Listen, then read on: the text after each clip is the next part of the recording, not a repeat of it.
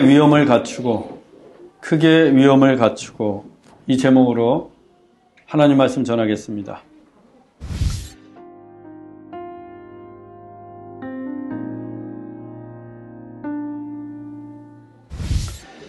인생은 스펙이 아니라 스토리다. 이런 말이 있습니다. 인생은 스펙이 아니라 스토리다. Life is not a spec, but a story. 여기에서 스펙은 남에게 보여주기 위한 거치장을 말합니다. 그것이 졸업장이든 외모이든 출신이든 혹은 집안 배경이든 우리의 겉모습을 치장해서 보이도록 돋보이도록 하는 것입니다. 하지만 인생은 그와 같은 스펙에 의해 결정되는 것이 아니라 스토리에 의해 결정됩니다. 스토리란 그 사람의 인사이드, 중심에 있는 이야기입니다. 그 사람이 가지고 있는 생각, 지식, 마인드, 인격, 그리고 삶입니다. 세계 최대 기업 애플의 창업주 고 스티브 잡스는 신제품을 소개할 때면 언제나 청바지에 검정색 상의를 입었습니다. 화려한 옷이 아니라 눈에 잘 띄지도 않는 지극히 평범한 옷이었습니다. 그런데 그의 프리젠테이션은 언제나 세상을 놀라게 하고 산업 전체를 변화시키는 엄청난 스토리가 담겨 있었습니다.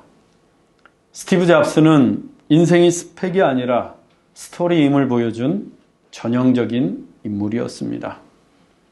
또 최고의 SNS 기업인 페이스북의 창업자 마크 주커버거도 언제나 똑같은 옷을 입고 프리젠테이션을 합니다. 어떻게 보면 스티브 잡스보다 더 밋밋한 디자인의 옷입니다. 그러나 그의 프리젠테이션은 우리가 상상했던 것을 이루어주는 놀랄만한 스토리로 가득합니다. 그 역시도 인생은 스펙이 아니라 스토리임을 보여주었습니다.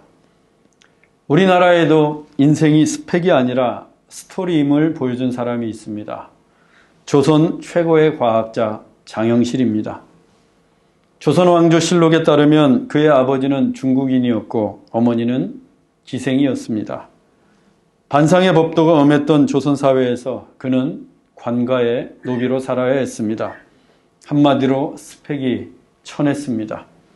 그런데 그의 과학기술 능력은 이미 부산 일대에 소문이 나 있었습니다. 특히 금속 쇠련, 성과학 축조, 농기구 개발, 무기 수리 등에 있어서는 누구도 따라할 수 없는 탁월한 기술을 지니고 있었습니다. 조선의 야사인 연료실 기술에 의하면 부산에 가뭄이 극심했을 때 이 장영실이 수로를 파고 먼 곳에서 물을 끌어올 수 있는 수차, 오늘날 양수기 펌프 같은 기구를 개발해 가뭄을 일시에 해결한 적도 있습니다. 그 소문이 한양 궁궐에 있는 세종대왕 귀에도 들렸습니다. 당시 세종은 농업 생산력을 높이기 위해 시계와 천문기기 제작을 구상하고 있었습니다. 그때만 해도 조선은 달력, 시간, 천문에 관한 모든 것을 중국의 것을 따르고 있었습니다. 하루는 일식이 있는 날에 세종이 일식 시간에 맞추어서 주정백관이 다 모인 자리에 섰습니다.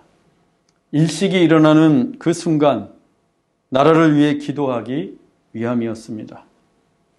그런데 일식이 일어나기로 한 때가 되었음에도 불구하고 아무 일도 일어나지 않습니다. 세종은 이제나 저제나 일식이 올까 기다리며 서 있습니다. 하지만 하늘에서는 깜깜무소식이었습니다. 신의 아들이 수군대기 시작합니다. 왜 일식이 일어나지 않는 거지? 왕의 덕이 부족한 걸까? 하늘이 노한 것일까? 그런데 정확히 1시간 후에 에클립스, 일식이 일어났습니다. 그때 세종은 알았습니다. 중국의 시간과 조선의 시간이 다르다는 것을. 중국은 베이징, 북경의 시간을 따르고 있었는데 북경과 서울 한양의 시간이 정확히 1시간이었기 때문입니다. 하지만 중국의 시간을 쓰고 있던 그 시대에는 누구도 그 사실을 알지 못했습니다. 왜? 조선에는 시계가 없었기 때문입니다. 또 시간을 관측할 수 있는 천문기구도 없었습니다. 이 같은 현실을 안타까워하던 세종이 장영실에 관한 소문을 듣게 되었던 것입니다. 장영실을 궁으로 부른 세종은 중국에 가서 천문과 시간에 대해 배워오도록 했습니다. 중국에 도착한 장영실이 천문기구 제작과 시계에 대한 서책을 보았는데 그 책들을 조선으로 가져오려고 했습니다. 하지만 중국은 국가 기밀이라고 말하며 서책의 반출을 합니다. 장영실은 세종대왕 덕분에 노비 신분에서 면천되었고 관직에 올라 중국까지 왔는데 빈손으로 돌아갈 수 없었습니다. 세종대왕을 실망시킬 수 없었습니다. 생각 끝에 그는 천문기구와 시계에 관한 책을 한 장 한 장 넘겼습니다. 그리고 외우기 시작합니다. 갖고 나가지 못할 바에야 죄다 외워서 가기로 한 것입니다. 그렇게 장영실은 하나도 빼놓지 않고 전부 머릿속에 집어넣어 조선으로 돌아왔습니다. 돌아오자마자 세종대왕과 함께 조선에 필요한 기구 제작에 몰두합니다. 그래서 나온 결과물들이 조선 최초의 천문대인 간의대, 조선 최초의 천문관측기인 혼천이, 조선 최초의 물시계인 자경루, 조선 최초의 해시계인 앙부일구, 조선 최초의 휴대용 시계인 현주일구, 그리고 조선을 넘어 세계 최초로 하늘에서 내리는 비의 양을 계산하는 추구기를 만들어냈습니다. 특히 해시계 앙 계절과 달과 시각이 함께 표시되는 종합시계였습니다. 세종대왕은 이 앙부일구를 여러 공공장소에 설치해서 백성들도 정확한 시간을 알 수 있도록 했습니다. 혹자는 이렇게 말합니다. 조선 최고의 인문학자인 세종과 조선 최고의 과학자인 장영실의 만남, 두 천재의 콜라보가 조선 문명을 진일보시켰다. 만일 세종이 노비라는 장영실의 스펙만을 보았다면 결코 이런 결과물을 만들어낼 수 없었습니다.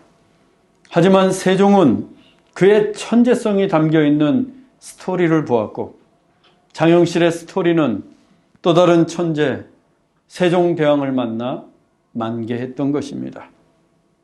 우리도 스펙에만 몰두할 게 아니라 우리의 내면과 삶을 채울 수 있는 스토리가 있어야 합니다. 사람을 감동시키고 세상을 새롭게 하는 스토리가 있어야 합니다. 스토리 중에 스토리, 최고의 스토리는 단연 예수 그리스도입니다.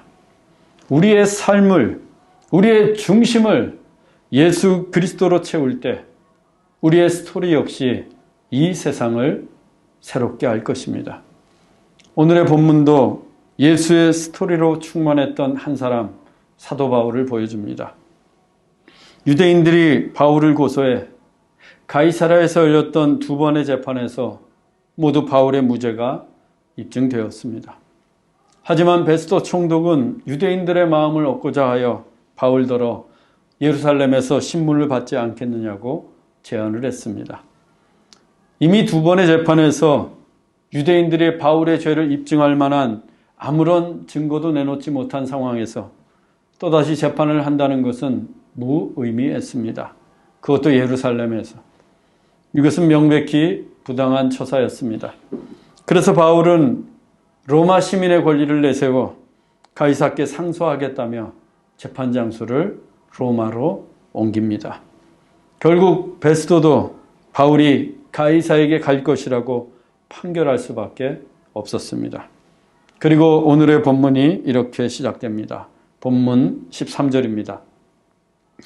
수일 후에 아그리빠 왕과 버니게가 베스도에게 문안하러 가이사랴에 와서 재판이 끝나고 며칠이 지났습니다. 아그리빠 왕과 버니게가 새로 부임한 총독 베스도에게 문안하기 위해 가이사랴에 왔습니다. 아그리빠 왕은 헤롯 아그리빠 2세로 사도행전 12장에서 야고보 사도를 참수형에 처하고 베드로를 옥에 가두었던, 그리고 하나님의 영광을 가로챘다가 벌레에게 먹혀 죽였던 헤롯 왕의 아들입니다. 또 그는 예수님이 태어나실 때 베들레헴의 2살 이하의 사내아이를 모조리 죽였던 당시의 분봉왕 헤롯 대왕의 증손자이기도 합니다. 아그리빠 왕과 함께 온 버니게는 그의 친누이였고 당시에 그들이 근친 상관 관계라는 소문이 파다했습니다. 전임 총독이었던 벨릭스의 아내 두루실라도 바로 이 아그리빠 왕의 친누이였습니다. 그러니까 버니게와 두루실라는 자매지간이었어요. 벨릭스와 두루실라의 결혼은 로마의 총독과 왕의 누이의 혼인이었는데 소위 상위 1%의 정략적 결합이었습니다. 서로가 더 높고 강한 스펙을 얻기 위한 결혼이었습니다. 그런데 버니게도 두루실라만큼이나 스펙 쌓기에 열심이었던 여인입니다. 유대의 역사가 요세푸스에 의하면 이 버니게는 길리기아 왕 플레몬과 결혼을 합니다. 그러나 얼마 후에 그를 버리고 자신의 친오빠인 아그리빠 왕과 동거에 들어갑니다. 근친상간이라도 해서 더 큰 권력을 얻고자 위함이었습니다. 심지어 훗날 로마의 황제 베스파시아누스의 첩이 되는데 그 뒤를 이어 황제가 된 베시파시아누스의 아들 티투스의 첩이 되기도 합니다. 그렇게 로마의 황후가 되고자 했습니다. 아무리 권력에 눈이 멀어도 그렇지 아버지와 아들의 대를 이어 첩이 되다니 이것은 패륜 중에 패륜입니다. 하지만 버니게는 패륜을 저질러서라도 그 시대 여인으로서 최고의 스펙인 대로마 제국의 황후가 되려고 했습니다. 한편 아그리빠 왕은 아버지 헤롯이 벌레에게 먹혀 갑작스럽게 사망하는 바람에 겨우 17살의 나이에 왕위에 올랐습니다. 유대 왕국을 장악하기에는 너무 어렵고 게다가 누이 버니게와의 근친상간 소문 때문에 유대인들로부터 지지를 얻지 못했습니다.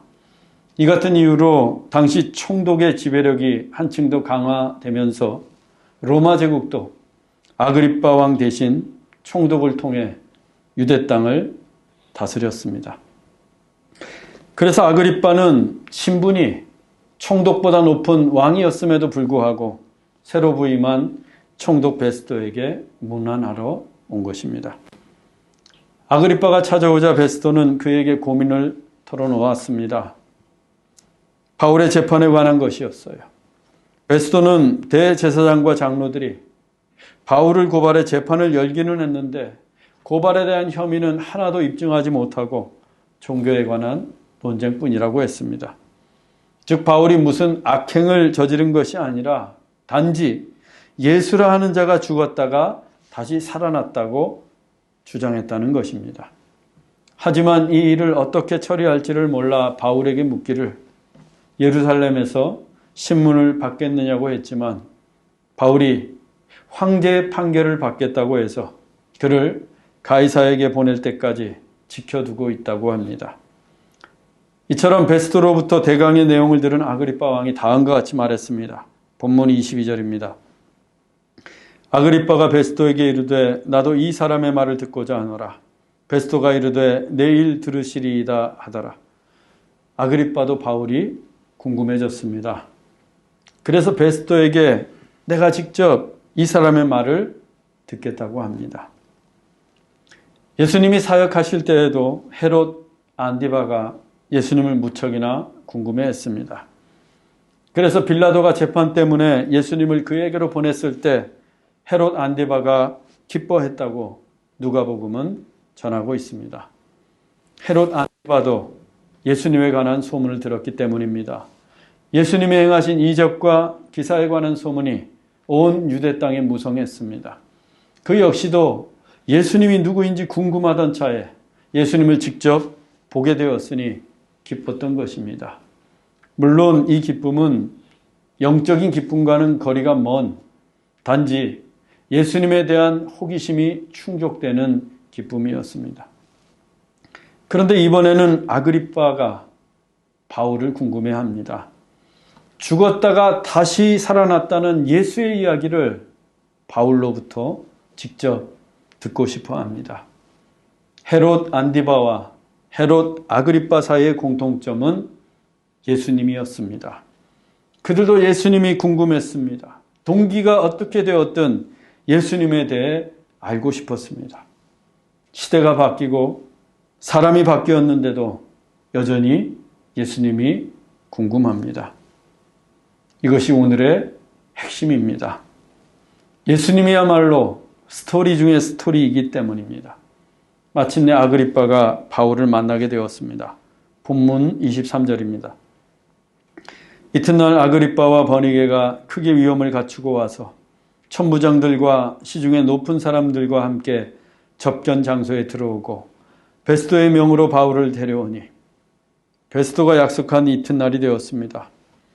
아그리빠와 버니게가 크게 위험을 갖추고 접견 장소에 등장했습니다. 이들이 크게 위험을 갖추었다라고 하는 것은 왕과 왕비의 화려한 예복을 입고 빛나는 왕관을 쓰고 나타났다는 것입니다. 또 왕의 입장에 걸맞게 요란한 나팔 소리가 울리고 로마 총독 부대의 군인들이 그에게 창의 기치를 높이 들며 최고의 예를 표했을 것입니다. 그리고 아그리빠 왕 한 발 뒤에는 베스도 총독이, 그 뒤에는 천부장들과 시중의 높은 관리들이 역시 화려한 관복을 입고 줄을 지어 따르며 접견 장소에 등장을 합니다. 누가 보아도 화려하고 대단한 입장이었습니다. 이어서 서열에 따라 좌정을 하는데 아그리빠 왕이 맨 중앙 가장 높은 자리에 앉고 그 좌우에 버니게와 베스도 총독이 자리합니다. 그리고 천부장과 관리들은 그 옆으로 직위의 순서에 따라 착석을 합니다. 그야말로 가이사라에서 최고의 스펙들이 한 자리에 모인 것입니다. 곧이어 베스도가 명령을 합니다. 바울을 데려오라. 군사들에게 끌려 나오는 바울의 모습이 저 멀리에서 보입니다. 전승에 따르면 바울의 외모는 호감형이 아니었습니다. 그의 키는 아주 작았고 다리는 안으로 흰 안짱 다리였습니다. 코는 매부리 코에, 머리는 다 벗겨진 대머리였습니다. 이제는 나이가 들어서 등도 굽었고 얼굴은 주름이 깊게 패였는데 유대인들에게 하도 맞아서 피멍이 들고 상처투성이어서 더욱 볼품이 없습니다. 게다가 현재는 구류 중인 죄인인지라 쇠사슬을 차고 죄수복을 입고 나오는 그의 몰골은 정말 형편이 없었습니다. 눈에 보이는 스펙만을 놓고 보면 바울은 그야말로 최악이었습니다. 단상에 높이 앉아있는 이들과 교차해서 보면 더욱 비교가 됩니다. 아니, 스펙으로는 그들과 상대가 되지 않습니다. 그런데도 그 화려한 스펙의 소유자들이 바울을 주목합니다. 바울이 궁금합니다. 한 나라의 왕에서부터 대로마 제국의 총독, 그리고 천부장들과 높은 관리들이 다 바울의 이야기를 듣기 위해 한자리에 모였습니다. 아그리빠 왕과 버니게가 본래 가이사랴를 찾아온 목적이 무엇이었습니까? 새로 부임한 총독 베스도를 문안하기 위함이었습니다. 그런데 이제 베스도에게 관심이 있는 게 아니라 그의 관심은 온통 바울에게 쏠려 있습니다.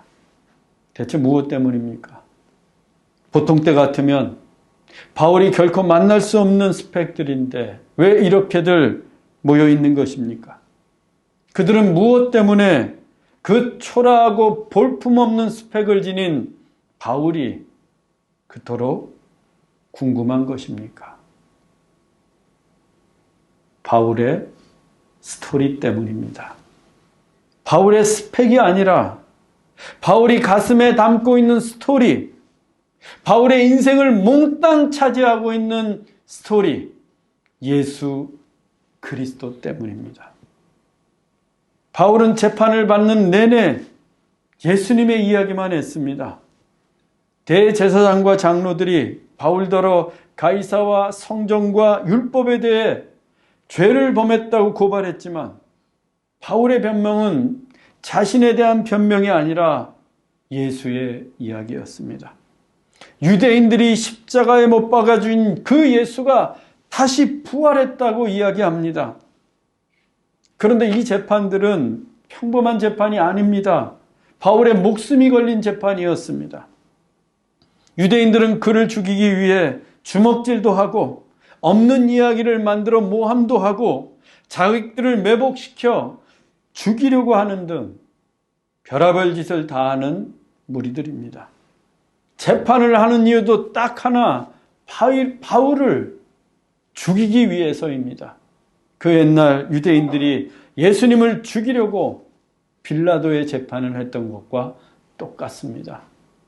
그렇다면 바울은 자기 자신을 위해 변명해야 합니다. 자기의 살 길을 찾기 위해 예수의 이야기가 아니라 자신의 이야기를 했어야 합니다. 그런데 바울은 예수의 이야기만 합니다. 죽으시고 부활하신 예수님만 이야기합니다. 자기의 재판이 어떻게 되든 아랑곳하지 않고 예수님을 이야기합니다. 어떻게 바울이 이럴 수 있습니까? 왜 바울은 예수님의 이야기만 하고 있습니까? 그 위급한 상황에서. 그의 가슴이 예수님의 이야기로 가득 차 있었기 때문입니다. 그의 심령이 예수님의 스토리로 충만하기 때문입니다. 그의 머릿속은 온통 예수님 뿐이기 때문입니다. 그래서 바울을 툭 하고 치면 예수님의 이야기가 줄줄줄 흘러나옵니다. 바울에게 말만 걸면 예수님의 이야기가 쉴 새 없이 나옵니다. 그런데 바울은 말로만 그런 게 아니라 그의 모습까지도 예수님의 이야기로 덕지덕지 묻어 있습니다. 갈라디아서 6장 17절입니다. 내 몸에 예수의 흔적을 지니고 있노라. 바울은 자기 몸에도 예수님의 흔적을 지니고 있었습니다. 마치 향수를 뿌린 사람이 내 곁을 스쳐 지나가면 향수의 향기가 나듯 바울이 지나가면 예수님의 향기가 났습니다. 바울이 한번 몸짓을 하면 예수님에 대한 그의 사랑, 열정, 헌신이 후두둑 하고 땅에 떨어집니다. 바울의 몸에는 예수님 때문에 당해야 했던 상처 자국, 멍자국, 채찍 자국이 스티그마 선명하게 새겨져 있습니다. 그는 그렇게 자기의 몸으로도 예수님을 이야기했던 것입니다. 그런데 그 예수님 이야기가 세상을 변화시킵니다. 바울의 스펙이 아니라 바울이 전한 예수님의 스토리가 온 세상을 새롭게 합니다. 바울이 예수님의 이야기를 전할 때 수많은 사람들이 회심을 했습니다. 디모데, 루디아, 브리스길라, 아굴라, 가이오, 아리스타고, 디도, 그리고 누가 등 그 유명한 성경의 인물들이 다 바울이 전한 예수님의 스토리를 듣고 회심한 사람들입니다. 또 바울이 예수님의 이야기를 전하며 걸었던 그 길 위에 갈라디아, 데살로니가, 고린도, 에베소, 빌립보 등 이름만 들어도 쟁쟁한 신약의 교회들이 세워졌고 바울이 기록한 예수님의 스토리는 하나님의 말씀인 성경이 되었습니다. 제가 천국에 가면 예수님 다음으로 보고 싶은 사람이 사도 바울입니다. 키 작은 그의 모습도 보고 싶고 휘어버린 안짱 다리와 불룩솟은 매부리코 그리고 다 벗겨진 대머리도 보고 싶습니다. 그러나 무엇보다 천국에서도 열심히 전할 예수님의 이야기를 듣고 싶습니다. 바울이 전하는 예수님의 스토리 정말 듣고 싶습니다. 또한 그의 몸짓이 전해주는 예수님의 흔적도 보고 싶고 바울이 내 곁을 스쳐 지나갈 때 풍기는 예수님의 향기도 맡고 싶습니다. 저는 바울이 전하는 예수님의 스토리가 너무너무 듣고 싶습니다. 왜냐하면 그 이야기가, 예수님의 스토리가 이 세상을 얼마나 새롭게 하는지를 잘 알고 있기 때문입니다. 여러분은 어떻습니까? 단지 성공하기 위한 스펙 쌓기에만 열중하고 계십니까? 성공을 위한 스펙, 물론 필요합니다. 더 크게 성공하려면 더 많은 스펙이 필요하겠죠.